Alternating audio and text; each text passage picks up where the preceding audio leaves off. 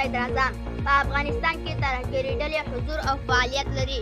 سلام ستړي مه شئ، وخت مو په خیر. که غواړئ پوه شئ ویډیو ته پای وګورئ او زموږ یوټیوب چینل سره سبسکرایب کړئ.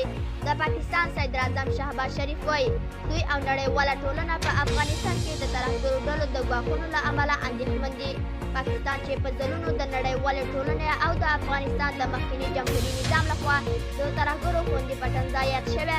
صدراعظم او شهباز شریف وایي ترهګري ډلې افغانستان کې دي. شهباز شریف چې پرون یې د افغانستان په وخت شپه مهال د ملګرو ملتونو عمومي غونډې ته خبرې کولې، وویل هېواد یې له نړیوالې ټولنې سره یو ځای له افغانستان څخه د ترهګرو ډلو د ګواښونو په اړه اندېښنه لري. هغه د یو شمېر تروریستي ډلو نومونه هم یاد کړل او ادعا یې وکړه چې دا ډلې افغانستان کې مېشتې دي.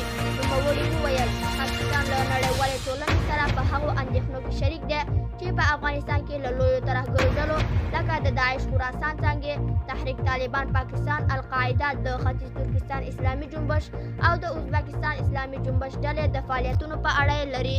پاکستاني صدراعظم د خبرو خپلو د اثبات لپاره هیڅ ډول ثبوت وړاندې نه کړ، خو له طالبانو یې وغوښتل چې د دې ډلو د له منځه وړو لپاره جدي اقدام وکړي.